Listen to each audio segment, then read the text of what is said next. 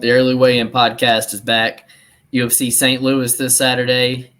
Your boy there will be live and in attendance. I know you're excited about that. 13 total fights, man. Some sleeper fights on here. You know, we got Buckley getting his wish on this card in the co-main event, taking on Nursulton Ruziboev. And everybody's favorite main event person, man, Derrick Lewis stepping in again for us here, taking on Rodrigo Nascimento. Don't know really what to think about that fight, man, but usually Derrick Lewis fights tend to be pretty exciting. So hope it goes down pretty good for you. Hope the fights are fun. Not waste any time. Let you recap last week, and we'll get down to business. Yeah, I missed out on the Nashville card, so I'm happy to get this one back. You know, it feels nice. And like you said, I think Derrick Lewis is going to make it a pretty quick night for us, hopefully at least. I think so too.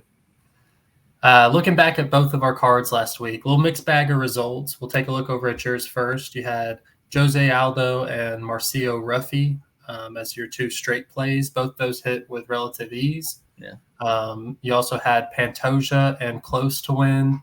I told you beforehand I was worried about that close bet, and mid-fight I was worried about that close bet. But he ended up pulling it out, hit that for a unit. The only miss on the night was the under 2.5 rounds in the Barbosa versus Ernesta fight. Yeah. Low-level girls, I mean, you play that back, it probably hits. There were some times where it did almost hit in the fight. I don't think that was a bad play. And then fight doesn't go the distance in Baralho versus Paul Craig. I think that was an excellent play. I'm trying to remember. Paul Craig got slept. Yeah, bad. Yeah, real bad. That was a good play. You ended up plus 3.48 units with a 53% return on investment, and certainly a good night for you. Let's see. Over on my card, my biggest play of the night was on Jose Aldo. Yeah. Dang. That stinks, dude. I was telling you before this, like any of my other plays hit, and it's a positive night for me, but that just was not the case. I took a flyer out on Ihor Poteria. Man, he looked pretty awful. He looked pretty awful, and I'm upset that I didn't bet Lionheart because it was between him and Lionheart. I was like, one of these guys are going to get it done, and I think I just made the the wrong choice. You made me even pick between the subs that we liked most, and I said Lionheart, and we still didn't bet it. That's the worst, dude.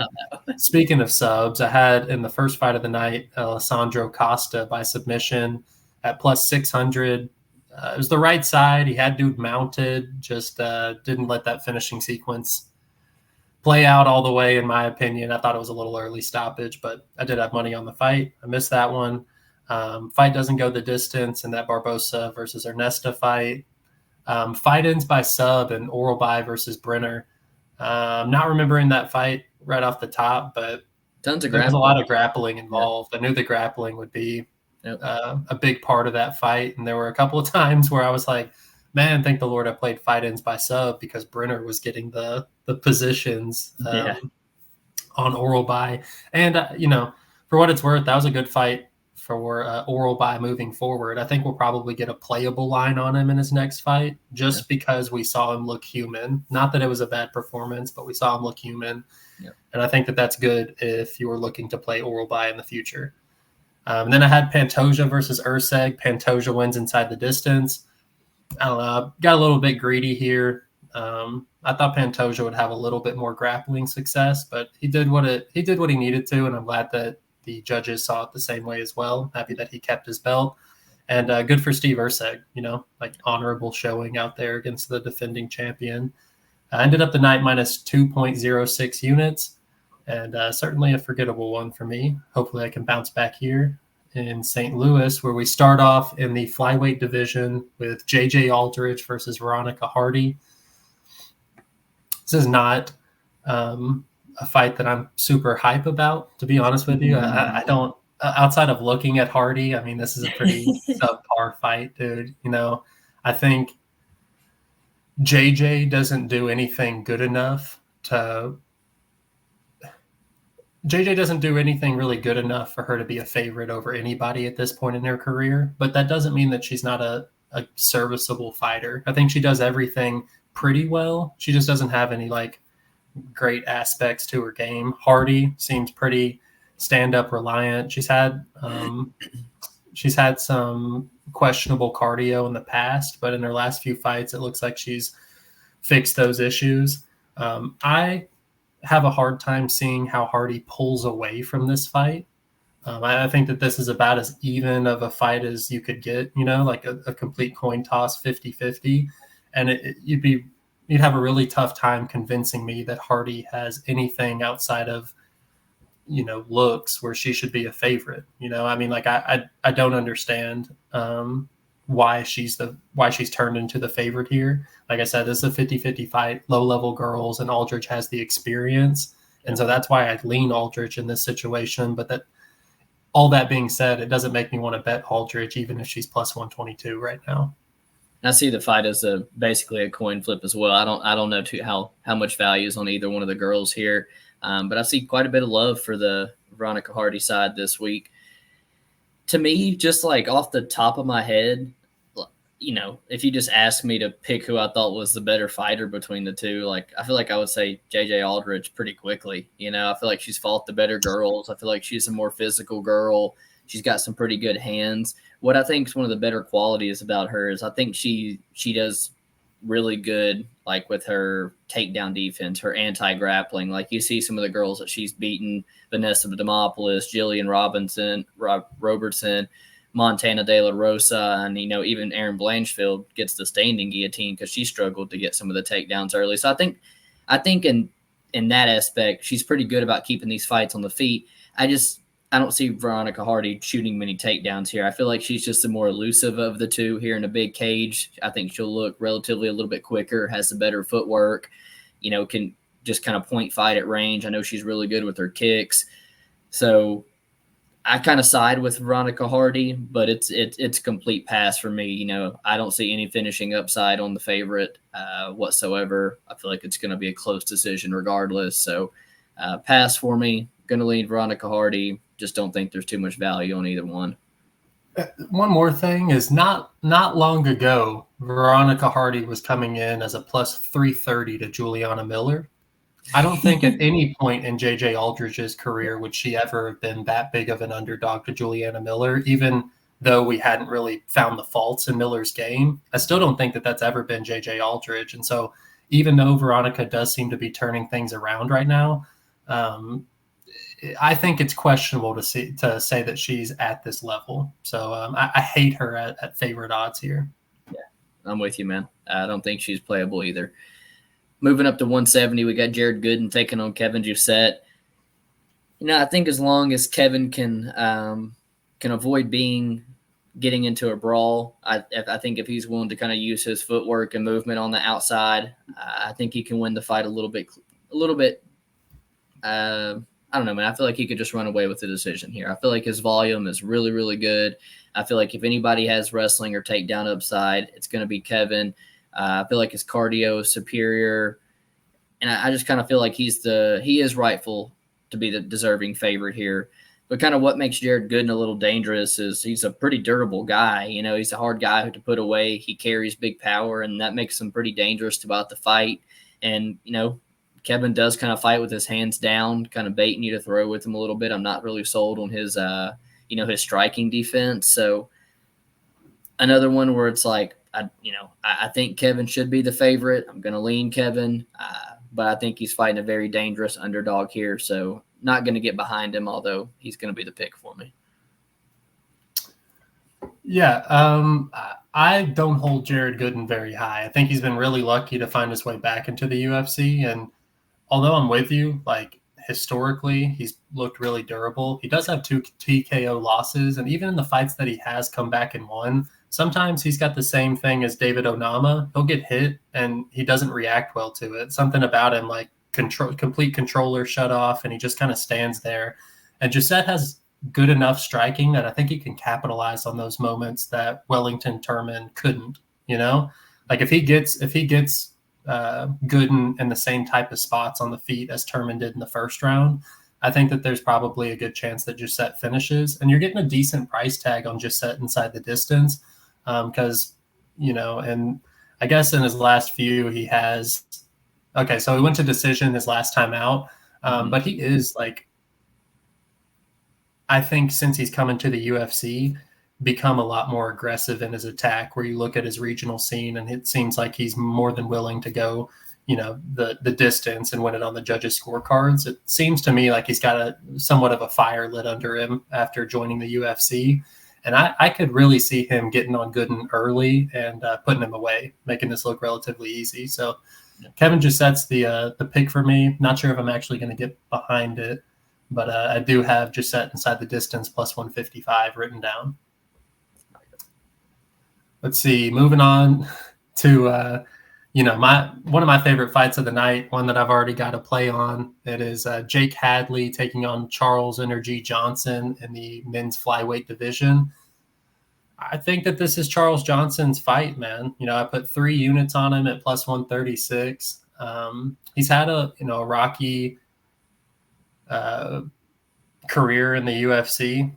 I think he's 3-4 in the UFC. But truthfully, for at least 3 out of the 4 losses that he has, there's arguments that he won all those. But outside of the Jimmy Flick one, I guess there's arguments that he's lost all of them as well. He's had a really difficult time with matchups in the UFC, and it's just really, it's wrestle heavy people. And I guess he's getting another one in Jake Hadley here. But, truthfully, I think that Azat had a much better wrestling game than him. Cody Durden had a much better wrestling game than Hadley. And I think that Charles Johnson is going to kind of prove that he's filled in those holes in his game. And I think that his size and athleticism is what's really going to, allow him to break away in this fight. Whether it's a finish or not, I'm not really sure. But I do think that there's going to be potential for him after he stuffs the first few shots of Hadley. We're going to see him get the best of Hadley on the feet, and then we're going to kind of start to see the desperation shots out of Hadley. And whenever those don't work, I do expect Charles Johnson to kind of put a stamp on this in his hometown. We've talked about it before. The UFC is not a big fan of Hadley. Whenever he came in on the Contender Series, there were complaints about the way that he treated the people in the back, getting him prepared for the fight. And I don't think the UFC's gotten over it. They're bringing him all the way over here from Europe to fight a dude in his hometown. And I think that they're looking to give Charles Johnson a win here.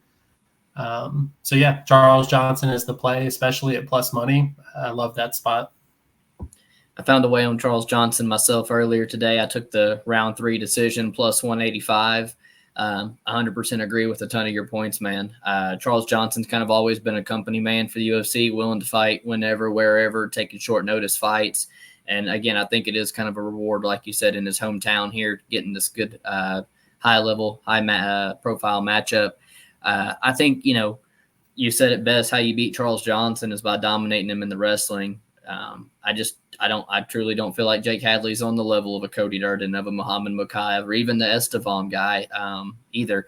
I feel like Jake Hadley prides himself as being a better boxer, and I feel like Charles Johnson's a lot more elusive with better footwork, a lot better speed, way better kicker on the outside as well. I feel like he's always going to win round 3, even in these losses that he's taken. He's winning round 3 majority of the time. He's got elite cardio when he's on. So, yeah, at plus money, I started to lose a little bit of value. I think the line's coming down. So I was just like, Jake Hadley's never been finished in his career. If it does get finished, I think it's because of Charles Johnson's pace in round 3. But I do think it goes to decision. So happy to jump on that, have a little bit of action on Charles Johnson. He's been a guy that I've backed a couple times in the UFC already. Moving back to welterweight, man, Trey Waters taking on Billy Golf. Billy Golf's what makes this fight pretty interesting, man, because the dude's an absolute dog. You can hit him with the kitchen sink, and he's still going to be coming forward. He'll work the body with his boxing. I feel like if anybody's going to have some wrestling upside, it is probably Billy Golf here. But I think his best weapons is, are his pace, his pressure, his gas tank, just the willingness to get in your face. There's a lot of body to hit on Trey Waters here, who's going to be like 6'5", I think, for the welterweight division. But the guy uses his length pretty well. He makes it hard to close distance on him. He works well behind his jab. He's got solid volume. I just feel like I'm a bit worried about the cardio because, it's hard to say that when you see him go to decision and win cleanly last time. I just feel like Billy Golf is going to be way more willing to engage and push the pace here than Josh Quinlan was. I feel like he's going to grind him against the cage a little bit. And I just feel like and Trey Waters to me is just not the type of fighter that I think has proven enough to me yet to be a minus 170 favorite, somewhere around that range last time I looked. So if I was to bet anybody, I think I'd pick Billy Goff here, solely on the basis of that's what I want in an underdog. So this is a tricky fight that I definitely don't have the best read on. But for purposes of a pick, I'm going to take Billy Goff. Maybe I can talk you off of it. I'm on Trey Waters. I think that he's deservedly the favorite. If Goff had a wrestling aspect to his game, maybe I would be a little bit more worried. You look at Waters, he's 8-1, but he's been submitted 3 times if you include his amateur record. And I do think that that's where he gets exposed as he moves up the rankings in the UFC. But Billy Goff, he doesn't have a single submission on his record, and the guys that he has finished in his UFC career are not quality. I question whether or not he's seen anybody even half as good as Trey Waters, to be honest with you. I think that this is a huge step up for him, and a huge size advantage that he's going to have to mix in his game. And being gritty isn't always the best option when you have to work your way inside of a longer fighter. Certainly potential for him to land those body shots, like you said. Like, I think that is his path, if he is able to close that distance. But I'm not sure that Trey Waters is. I think that he's going to be able to keep him at distance for 15 minutes and kind of just work Goff. I think that he'll outclass Goff, and it'll kind of force Billy to either, there's not a lot of winnable fights for Billy Goff. He's very similar to, who's that dude? Darren Elkins, like he's a grinder, he just gets in there, he takes a beating, he can give a beating. But if your technique is much better, sometimes they have a real problem getting to that target. And if he can't get to this target, I think he's going to be in over his head.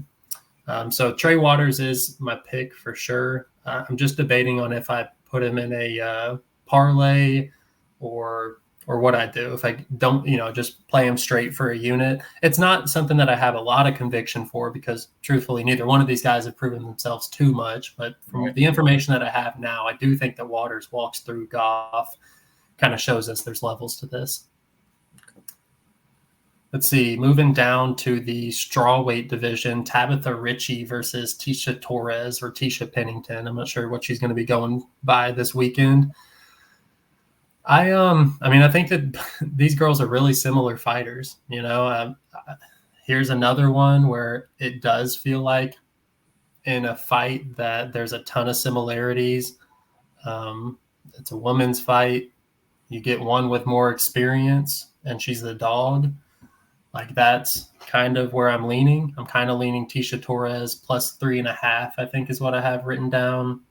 Yeah, at minus 185. Like, that'd be the only way I touch this fight. But I do think in a really close fight that they'd be much more willing to give it to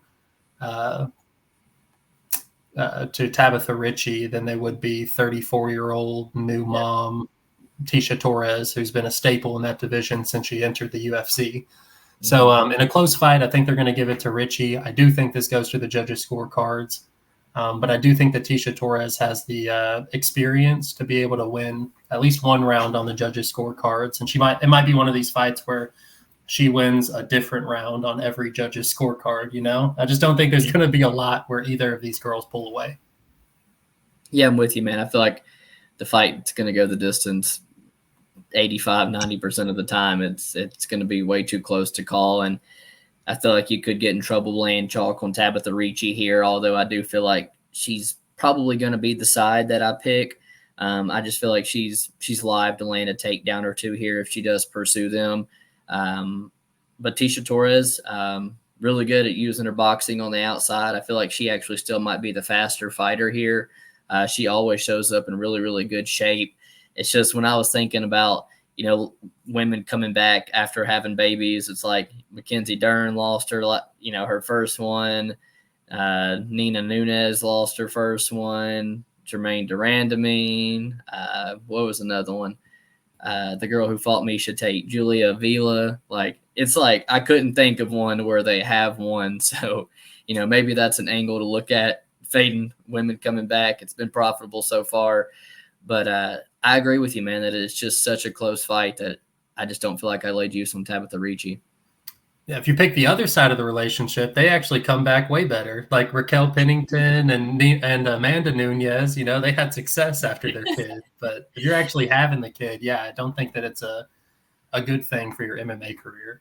Yeah, but when I also look at like the frame that Tisha's always had, and looking at her online, like she's a girl that's never fooled around with being like in tip top shape. So I still trust her to come in here with great cardio, look just as physical as she had before. I'm just worried about the time off, a younger fighter. The game could have passed her up just a little bit here, Yeah, I have to agree with her always being in shape. You remember we saw her in Nashville, and it looked like she was carved of stone, Yeah, like out of yeah. camp. You could tell that it was like, oh, you're not a normal woman. Like, right. Yeah. 100%. I remember that.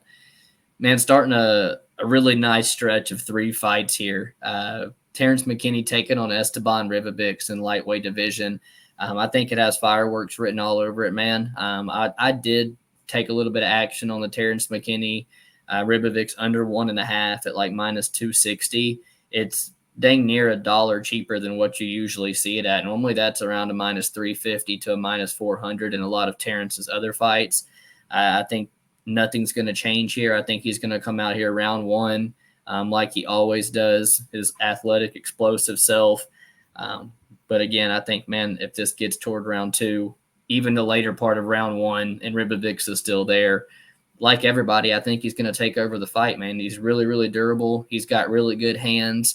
I'm a bit worried about his suspect takedown defense. I feel like it's something Terrence might be able to exploit earlier in this fight. But again, if Ribovics is there 4 minutes into the fight, I think it clearly starts to turn his way.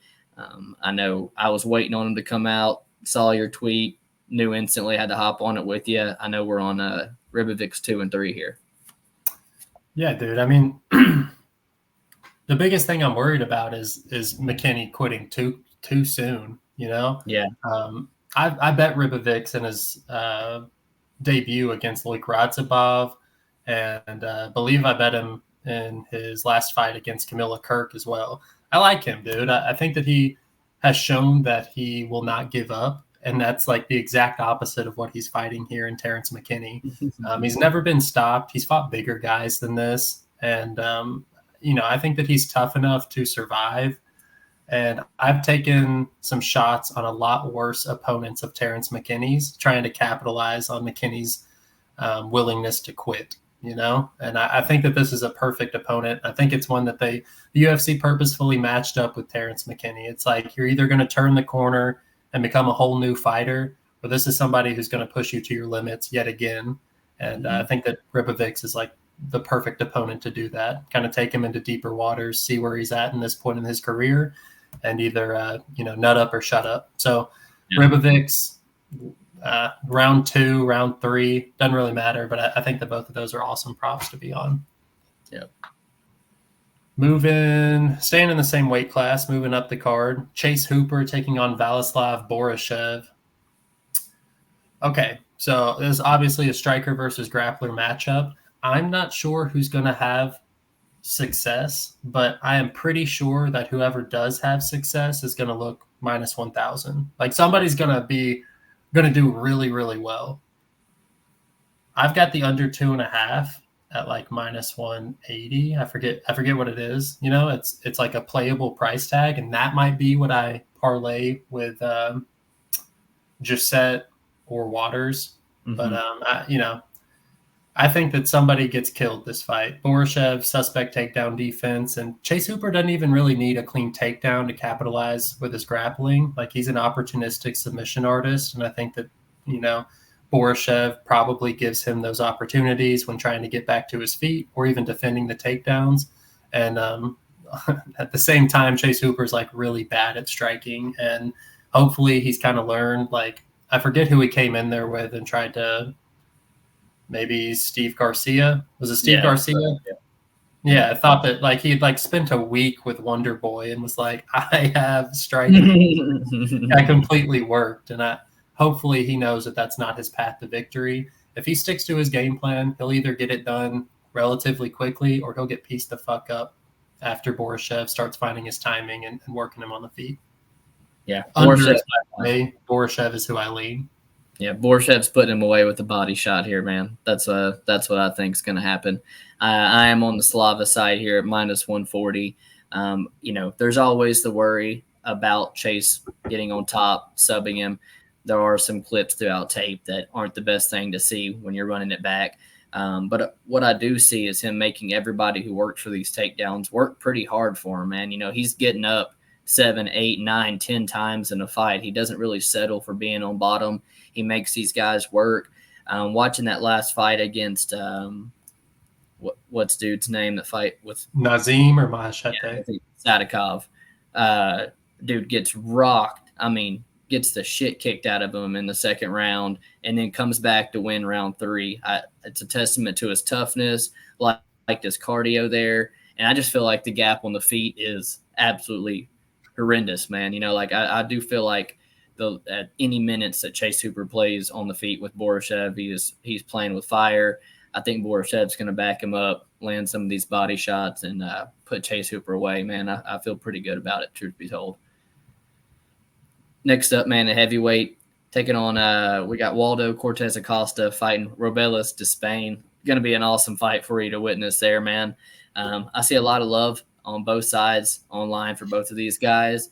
And the Despain line has swelled to like minus 200. And I just feel like anybody even laying the minus 160s, minus 170s, pushing it up to minus 200 is quite crazy to me when you could get his round 1 knockout at plus 120, which is what I played it earlier today at. Like, that is the only way he's likely to get this fight done. And I think he's got someone in Acosta in front of him who's not much of a takedown threat whatsoever, who's going to stand with him. And, earlier in the week, I was kind of leaning toward Acosta being maybe too big of a step up, maybe someone who could exploit him. But as I was watching it back, I don't think I've seen the tools from Acosta to make me think that he is the one that's going to fraud check Robelis. So I thought at plus 120, getting the minus 200s path to victory in all 5 of his previous fights prior was just something that I needed to take a stab on for a unit. Yeah, this is going to be like the Francis Ngannou Kimura fight, No, I'm with you. I think Robelis is the side for sure. And if I was going to play him, I'd probably play him how you have. I don't think I actually have a play. Oh, yeah, actually I do. The under 0.5 is plus 250. Oh, I like it. I love that, dude. I mean, you give me somebody like T-Rex or like Despain, and the under 0.5 really comes into play, Like, they're saying that happens less than 50% of the time, and it's happened in 80% of his fights. Yeah. I think that's a pretty solid way to play this, but I also agree that most likely if somebody gets finished in the first, it's going to be Waldo, and it's going to be by knockout that he gets finished. I look back at some of Waldo's fights, and it's like, maybe he was able to withstand the leg kicks from Vandera, but almost those chopped him down. Like, I can't imagine taking the same amount of leg kicks from somebody like Robelis Despain, Yeah. So he's shown that he's tough, but he has been knocked out a few times in boxing, and they weren't pretty knockouts. Like, he's getting knocked out cold. I got shorter gloves and a longer fighter with just as much kickboxing experience. So Despain's the rightful favorite in my opinion, and this is a fight that the UFC specifically made so that we could showcase Despain's stand-up. So I mean, truth be told, I don't know. There's a lot of things that could happen in a fight, so I don't love the method and round. I'm trying to get away from it. That doesn't mean that I'm going to. I might end up on the same spot as you, but just in general, I'm trying to get away from it. And if I just look at how this fight is supposed to go, like what's the UFC hoping for? They're hoping for him to get the win here. So I don't mind him in a parlay, even though I would agree that minus 250 is kind of long for somebody who's only showcased one aspect of their MMA game. But I do think he gets the win here. So moving. Oh, that was our first fight of the main card. So second fight on the main card, featherweights, Alex Caceres versus Sean Woodson. I mean, striker's delight right here. I don't know if this is a fight that – it's certainly a fight that could end up being a stinker. Both these Yeah. guys prefer to stand up. They prefer to use their range and, showcase their kickboxing techniques. I think Sean, this is about to be a wild statement. I think Sean has more of a finishing upside than Caceres on the feet. Sean kind of been notorious for pillow hands, but I think that it's just, if you're willing to stand with Sean and you're not giving him looks to get it to the ground, I think that he could really showcase his skills. Now, I've bet Caceres by submission in the past in a few of his fights, and I do think that that's probably his best method to victory, simply because he does hold a significant advantage on the feet, whereas like on the standing up, I think Woodson probably longer, but it'll be a tit for tat kind of matchup. And if he does have the finishing upside on the feet, I expect him to get the nod on the judges' scorecards just by winning the rounds in specific moments. But there is an opportunity for Caceres to exploit him on the ground. I don't think that's going to happen, to be honest with you. I think that this is kind of another fight where they gave a hometown fighter in Sean Woodson somebody that would stand and strike with him for the most part. And that's what I see happening. Woodson decision is what I got written down. You get that for plus money. Woodson decision is how I'm looking at it. I think that's exactly what I think the most likely outcome as well is Sean Woodson decision here. Does it happen over 50% of the time? I think so. I think it happens about 60. Probably. I'd like that. I see much more love on the Woodson money line side than I personally like. He was like plus 200 underdog to Jourdain, wins the fight, and now he's like a pretty significant favorite in a fight that I feel like is pretty similar. Another striking fight where there's not much takedown upside. And I can kind of argue that Caceres is a lot more defensively sound with a lot better movement and things on the outside than Charles Jourdain is as well. But I think if you're not willing to mix things up, Sean Woodson is a pretty good guy on the feet, man, a pretty good striker, kind of like Trey Waters, works behind his jab well. He's long and lanky for the division, hometown guy. This fight, it not so much stylistically wise, but I have it written down as it kind of reminds me of the Austin Hubbard and Michael Figlak fight. Like this is line like minus 300 to go over. And so if you lay big juice and you get screwed, it's just kind of asking for it, So I can't get behind the Sean Woodson money line, although I do feel like I lean that way pretty comfortably. So haven't taken a look at the decision prop for it, but at plus money, I do think that's still holding a little bit of value. I think that's the most likely outcome for sure. And I'm milking that. It's plus 100. So plus 100. Yeah, that's what I'm saying. If that's 50%, though, I truthfully, I think he gets this decision like 60% of the time. So I should play it, right? Like in theory, at the edge. Yeah. For sure, man. Pretty solid fight here next. We got Carlos Diego Ferreira taking on Mateus Rebecki.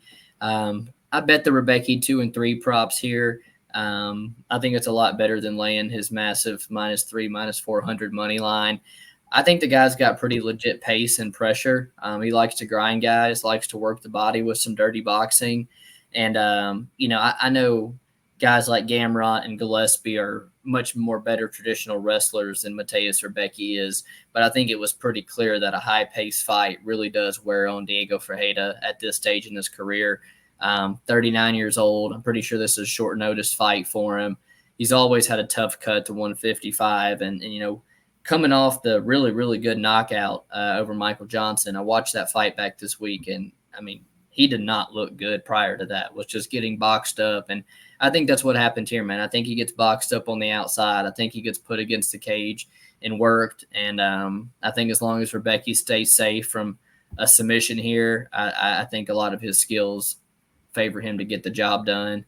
And, again, I think he's live to get a second or third round TKO of Diego Ferreira. I hope you hit it. I kind of see this fight a little bit differently. I feel like, they're really undervaluing Diego Ferreira here. Like he's just completely shot. And I'm not totally convinced about that. You look at the fighters that he's losing to, I don't think that Rebecki has proven that he's on that level. Sure, he looks good against unranked guys, but, we're talking about guys who are in line for the title shot, Beneil Dariush, and then Gillespie. It's, he was his own worst enemy, not fighting enough and waiting till he was late in his career himself. But Mateusz Rebecki still got a lot to prove, you know. I certainly don't like the price tag for him as a straight up money line, but I would agree that his, pace is probably what sets him apart in this fight. And if he gets it done, I would expect it to be in that second or third round. But ultimately, I think I'd be leaning towards a Ferreira money line plus 320. Like I said, I think that he, even though it hasn't looked great in the past few years, he's at least proven himself at a higher level than Rebecki's even faced. And I think that is enough for me to, justify playing him at plus 320 against anybody, much less somebody who's outside of the top 20 in the division. So, Diego Ferreira money line for me. Not a lot of conviction. You'll probably find me with a unit on it. Can't help myself. Featured bout of the card we have in the light heavyweight division. Alonzo Menifield taking on Carlos Olberg. This is a weird one. This is actually the first time I'm even looking at this fight. This is a weird one, dude. Like, I think Alonzo, if he sold out early, he could probably get this fight to the ground and finish it. You know, like, I think that he probably has that skill set, but he's always been a fighter who I haven't really trusted IQ wise to do the right thing.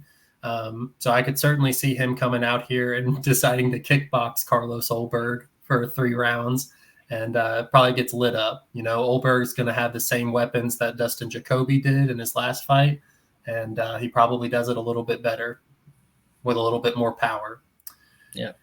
And that's probably the only thing that Dustin Jacoby needed to win that fight. You know, if he doesn't get tagged, this line's probably even wider. But, you know, I don't like laying juice on somebody who's shown us one part of his game. You know, like Carlos Olberg has one part of his game. And if that doesn't work well, if he does have to answer to Menifield's grappling, he could certainly look like an unwarranted favorite. So this is a stay away fight for me. Rooting for Menifield. Get out of here, Olberg. I think it's a decent, good fight for Olberg here. I feel like the bigger octagon truly favors him a lot to be able to stay on the outside, use his movement and kickboxing at range. I feel like Menifield's a little bit more stiff, a little bit more plotting, while he holds more power. And that is solely the reason he won that Jacoby fight, because he clearly gets stuck behind on volume. But he can land the big shots here and steal the rounds. But I think you made a good point, is that Olberg packs a lot of power with his kickboxing as well. I think his left hook is really, really clean. I do feel like at some point he's going to catch Alonzo Menifield trying to close distance. I think he's going to frustrate him with kicks on the outside. Alonzo's going to have to get a little bit desperate. And when he does, I think Carlos will show that he's a lot cleaner on the feet. Maybe early in the fight, I agree with you, but I don't see too much wrestling takedown upside from Alonzo Menifield. I think originally this was set as the co-main event, and I feel like that was kind of to get some eyes on Carlos Olberg, you know. So he's my pick. I got him by inside the distance. I hate to say just knockout, because I'm pretty sure he got his first submission win last time. So Carlos Olberg inside the distance for me.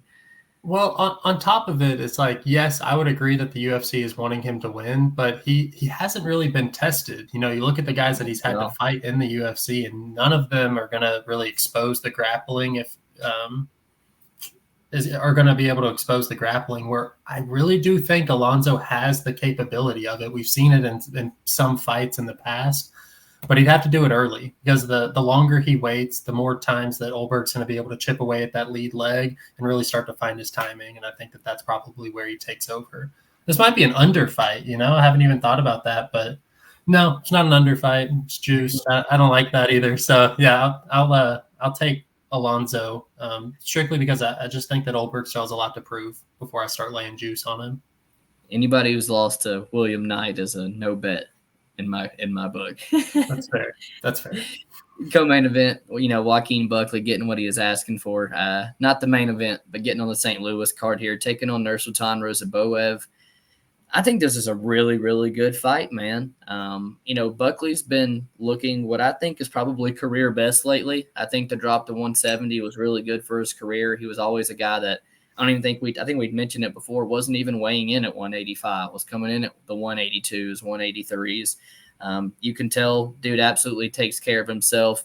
I thought last time, absolutely career best win for him, but a little bit of a weird stoppage. The guy's explosive, super athletic. I do think he throws good volume and his boxing is improving. I am still a little bit worried about the chin, though. The guy's been TKO'd 4 times throughout his career. I think guys with some height have shown they can kind of cause him some trouble. On the side of Ruziboev, I feel like the weight could be a bit of a concern. He just fought at 185 not that long ago. This will be the first time in about 3 years, I think, that he's made the welterweight limit. I think every single career loss that he has, I think I saw that online, is at welterweight.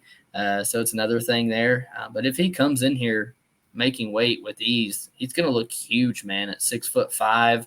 He's finished 32 of his 34 wins inside the distance. He's got double the experience of Buckley, and somebody that dangerous across the octagon.